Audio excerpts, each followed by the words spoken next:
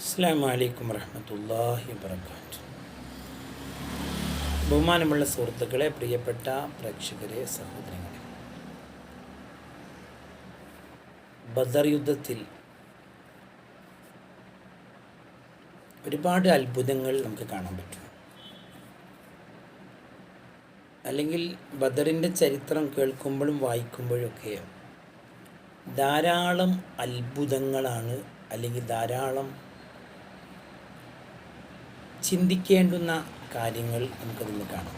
പ്രത്യേകിച്ച് ബദരീങ്ങൾക്ക് പ്രോത്സാഹനം അല്ലെങ്കിൽ പ്രോത്സാഹനം കിട്ടിയത് ഈമാനിൻ്റെ പേരിലാണ്. അത് ഈമാനാകുന്നത് അള്ളാഹുവിൽ നിന്നുള്ളതാണല്ലോ. അപ്പോൾ അള്ളാഹുവിൻ്റെ പൊരുത്തവും അള്ളാഹുവിൻ്റെ സ്നേഹവുമൊക്കെ ലഭിച്ചവരാണ് ബദരീങ്ങൾ. അതുകൊണ്ടാണ് ലോക മുസ്ലിങ്ങൾ ആ ബദർ ദിനത്തിൽ വലിയ പരിപാടികൾ സംഘടിപ്പിക്കുന്നതും ബദരീങ്ങളുടെ പേരിൽ സദസ്സൊരുക്കുന്നതും. അത് റമളാൻ അല്ലാത്ത കാലത്തുമൊക്കെ നമ്മുടെ നാടുകളിൽ ബദരീങ്ങളായ മഹാന്മാരെ പറഞ്ഞുകൊണ്ടിരിക്കുന്നുണ്ട്. അതിൻ്റെ ഒരു ഫലം നമുക്ക് ലഭിക്കുന്നുമുണ്ട്. ലഭിച്ചത് കൊണ്ടാണല്ലോ പിന്നെയും പിന്നെയും അതിലേക്ക് ആളുകൾ ഒഴുകി വരുന്നത്. എന്നാൽ ഖുറൈശികളായ ആളുകൾ അവർക്കെന്തേനു പ്രചോദനം? അവർക്ക് പ്രചോദനം അഹങ്കാരമായിരുന്നു. നബി സല്ലല്ലാഹു അലൈഹി വസല്ലമ തങ്ങളോടുള്ള പ്രതികാരം, വാശി, അസൂയ, അഹങ്കാരമൊക്കെയാണ്. ഇതുള്ളവരൊന്നും വിജയിക്കുകയില്ല. ഈ പറഞ്ഞ ഇതൊരു രോഗമാണ്, ഹൃദയത്തിൻ്റെ രോഗമാണ്. അഹങ്കാരം, അസൂയ, ലോകമാന്യം, അതുപോലെ മറ്റുള്ളവർ പരാജയപ്പെടണം എന്നുള്ള ചിന്ത, വാശി, ഇതൊക്കെ ഒരു ഹൃദയത്തിൻ്റെ അസുഖങ്ങളാണ്. ഇതാണ് അവരെ ബാധിച്ചത്. അതിനാവട്ടെ അവർക്ക് പ്രചോദനം കൊടുത്തത് ലയനത്താക്കപ്പെട്ട ഇബ്ലീസാണ്. ഇബ്ലീസ് പറഞ്ഞത് ഖുർആൻ സൂറത്തു അംഫാലിൻ്റെ 48-ാമത്തെ ആയത്തിൽ പറയുന്നു, വഇദ് സയ്യന ലഹുമുശ്ശൈത്വാനു അഅ്മാലഹും. പിശാചാണ് അവരുടെ പ്രവർത്തനങ്ങൾക്കൊക്കെ അവർക്ക് ഭംഗിയായി അവരെ മുമ്പിൽ അവതരിപ്പിക്കപ്പെട്ടത്.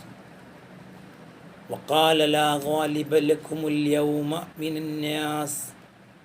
ഇന്നത്തെ ദിവസം നിങ്ങളെ അതിജയിക്കാൻ ഒരു ശക്തിയുമില്ല എന്ന് ഇബ്ലീസ് അവരോട് പറഞ്ഞു.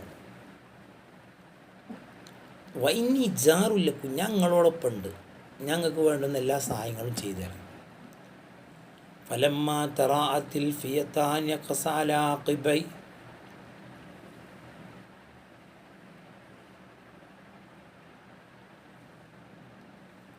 അഥവാ മലക്കുകളുടെ ആ ഒരു വരവ് ഇങ്ങനെ കാണുമ്പോൾ,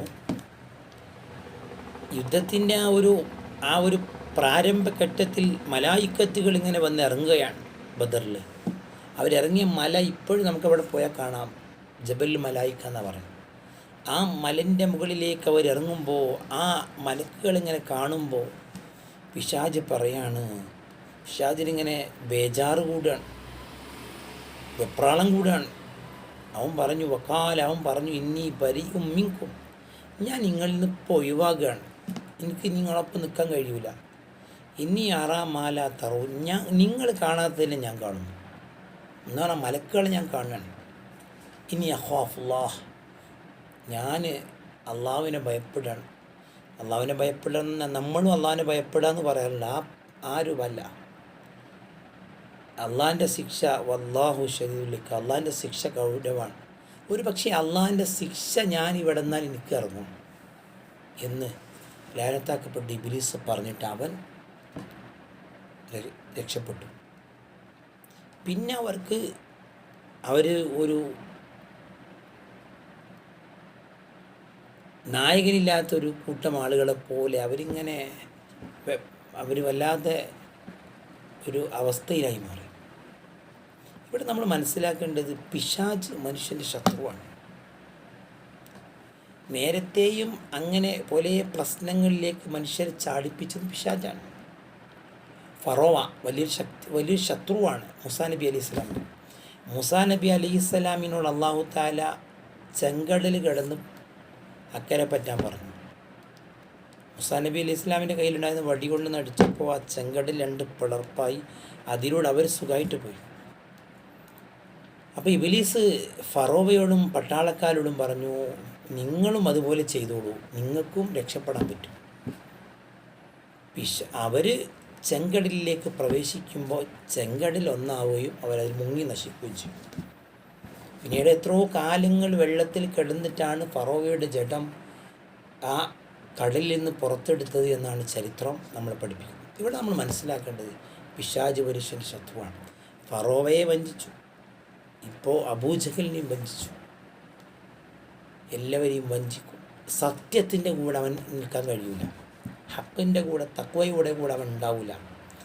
തക്വയുടെയും ഹക്കിൻ്റെയും സത്യത്തിൻ്റെയും എതിരെവിടുണ്ടോ അവിടെയാണ് പിശാചിൻ്റെ പ്രോത്സാഹനവും പിശാചിൻ്റെ പ്രവർത്തനവും ഉണ്ടാകുക. അള്ളാഹു നമ്മൾ അനുഗ്രഹിക്കട്ടെ, അള്ളാഹു സ്വീകരിക്കട്ടെ. എല്ലാവരും ദുആ ചെയ്യണം. സല്ലല്ലാഹു അലൈഹി മുഹമ്മദ് അല്ലാഹുമ്മ സ്വല്ലി അലാ മുഹമ്മദ് യാ റബ്ബി സ്വല്ലി അലൈഹി വസല്ലം.